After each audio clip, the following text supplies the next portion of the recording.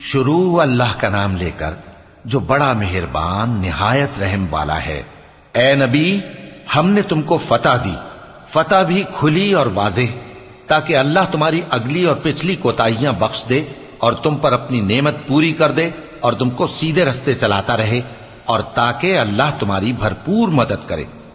وہی تو ہے جس نے مومنوں کے دلوں پر تسکین نازل فرمائی تاکہ ان کے ایمان کے ساتھ اور ایمان بڑھے۔ اور آسمانوں اور زمین کے لشکر سب اللہ ہی کے ہیں، اور اللہ جاننے والا ہے، حکمت والا ہے۔ یہ اس لیے کہ وہ مومن مردوں اور مومن عورتوں کو بہشتوں میں جن کے نیچے نہریں بہ رہی ہیں داخل کرے، وہ اس میں ہمیشہ رہیں گے، اور تاکہ ان سے ان کے گناہوں کو دور کر دے، اور یہ اللہ کے نزدیک بڑی کامیابی ہے۔ اور اس لیے کہ منافق مردوں اور منافق عورتوں اور مشرک مردوں اور مشرک عورتوں کو جو اللہ کے بارے میں برے برے خیال رکھتے ہیں عذاب دے، انہی پر برے حادثے واقع ہوں، اور اللہ ان پر غصے ہوا اور ان پر لعنت کی اور ان کے لیے دوزخ تیار کی، اور وہ بری جگہ ہے۔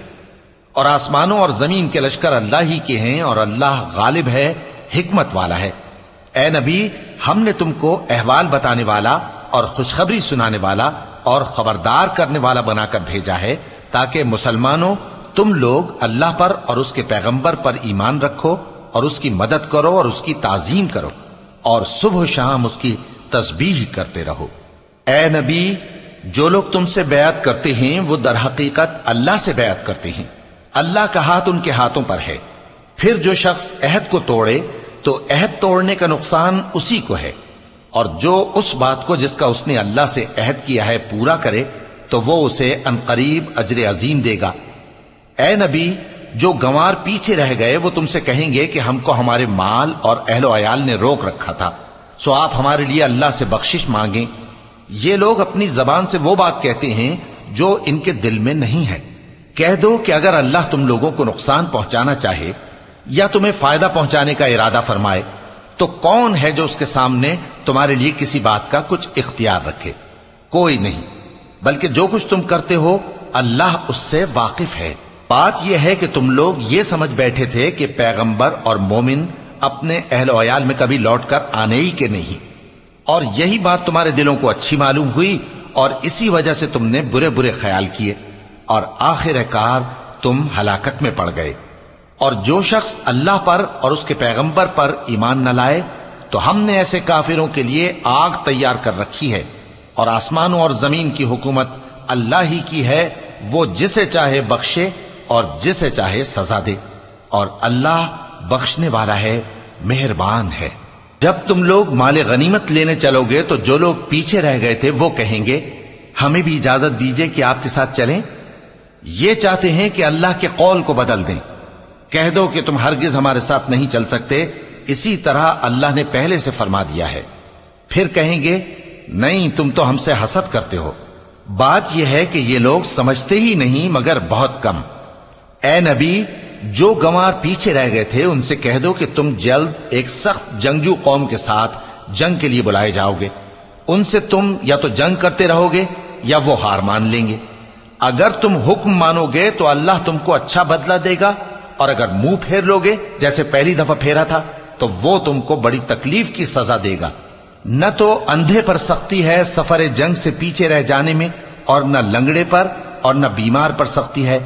اور جو شخص اللہ اور اس کے پیغمبر کے فرمان پر چلے گا اللہ اس کو بہشتوں میں داخل کرے گا جن کے نیچے نہریں بہ رہی ہیں، اور جو روگردانی کرے گا وہ اسے دردناک عذاب دے گا۔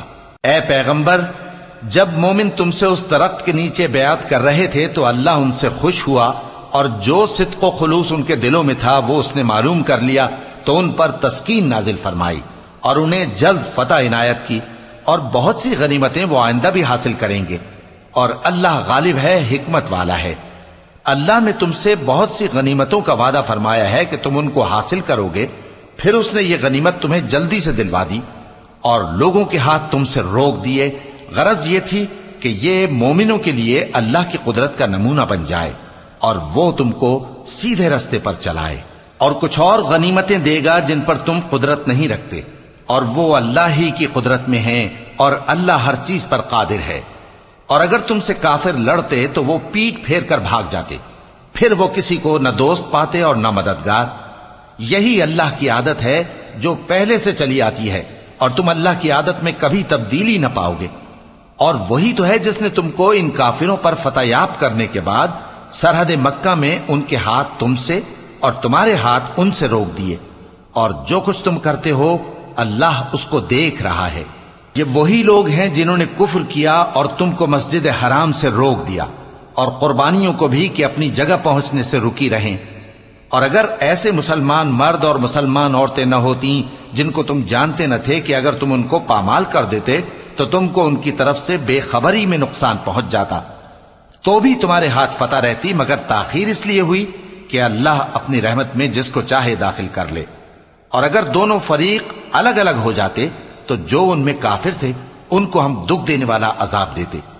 جب کافروں نے اپنے دلوں میں ضد کی، اور ضد بھی جاہلیت کی، تو اللہ نے اپنے پیغمبر اور مومنوں پر اپنی طرف سے تسکین نازل فرمائی اور ان کو پرہیزگاری کی بات پر قائم رکھا، اور وہ اسی کے مستحق اور اہل تھے، اور اللہ ہر چیز سے خبردار ہے۔ بے شک اللہ نے اپنے پیغمبر کو سچا اور صحیح خواب دکھایا تھا کہ تم انشاءاللہ مسجد حرام میں اپنے سر منڈوا کر یا اپنے بال ترشوا کر امن و امان سے داخل ہوگے اور کسی طرح کا خوف نہ کرو گے۔ جو بات تم نہیں جانتے تھے اللہ کو معلوم تھی، سو اس نے اس سے پہلے ہی جلد ایک فتح عطا فرمائی۔ وہی تو ہے جس نے اپنے پیغمبر کو ہدایت کی کتاب اور دین حق دے کر بھیجا تاکہ اس کو تمام دینوں پر غالب کرے، اور حق ثابت کرنے کے لیے اللہ ہی کافی ہے۔ محمد صلی اللہ علیہ وآلہ وسلم اللہ کے پیغمبر ہیں، اور جو لوگ ان کے ساتھ ہیں وہ کافروں کے مقابلے میں تو سخت ہیں اور آپس میں رحم دل۔ اے دیکھنے والے، تو ان کو دیکھتا ہے کہ اللہ کے آگے جھکے ہوئے سر بسجود ہیں اور اللہ کا فضل اور اس کی خوشنودی طلب کر رہے ہیں۔ کثرت سجود کے اثر سے ان کی پیشانیوں پر نشان پڑے ہوئے ہیں۔ ان کے یہی اوصاف تورات میں ہیں اور یہی اوصاف انجیل میں ہیں۔ وہ گویا ایک کھیتی ہے جس نے پہلے زمین سے اپنی سوئی نکالی، پھر اس کو مضبوط کیا، پھر موٹی ہوئی، اور پھر اپنے تنے پر سیدھی کھڑی ہو گئی، اور لگی کھیتی والوں کو خوش کرنے تاکہ کافروں کا جی جلائے۔ جو لوگ ان میں سے ایمان لائے اور نیک عمل کرتے رہے ان سے اللہ نے گناہوں کی بخشش اور اجر عظیم کا